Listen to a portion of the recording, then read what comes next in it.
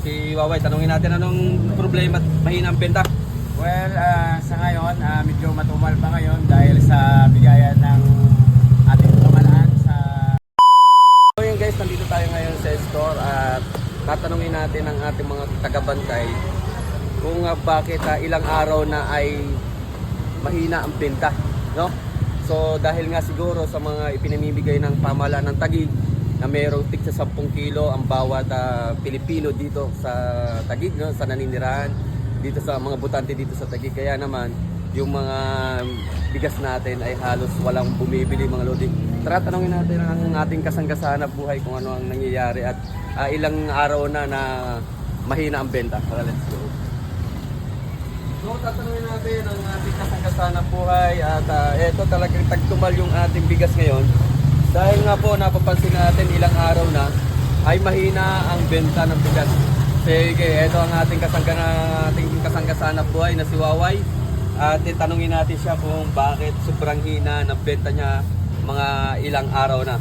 Kaya si Waway, tanungin natin anong problema at mahina ang benta. Well, sa ngayon, medyo matumal pa ngayon dahil sa bigayan ng ating pamalaan sa ating bayan na ilang linggo na medyo matumal-tumal na.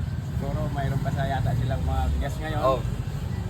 So ayan guys, narinig ninyo dahil sa sobrang tumal nga. Kayo din ba sa inyong lugar may mahina rin ba ang bentahan ng bigas dahil sa ibinibigay ng mga pamahalaan sa inyong lungsod? So eto nga dito ay talagang napakahina dahil po siguro hindi pa rin nauubos yung mga binibigay ng 10 kilong bigas sa kanilang mga pamilya. So talagang ganyan asahan na dito every December po na tuwing may bigayan ng mga bigas ay halos hindi po gumagalaw ang bigas natin. Dito po yan sa Taguig, no? Ewan ko lang po sa inyong mga lugar kung nagganito rin po. So ngayong bigas dito sa amin talagang sobrang tumal. Talagang may pailan-ilan na bumibili pero hindi po sapat yun para kumita tayo ng malaki. So ayan guys, so at kaya naman ay tsaga-tsaga lang tayo, siguro mga ilang araw pa siguro mauubos na rin ang kanilang mga bigas.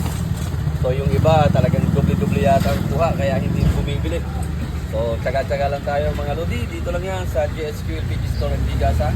Kung hindi pa kayo nakapalo sa aking profile page, i-follow nyo na para sa mga ilang negosyo tips and ideas para sa ating mga kababayan. Ako si Terence Reyes, mahirap hanapin, madaling lapitan. God bless you all po sa ating lahat and bye-bye.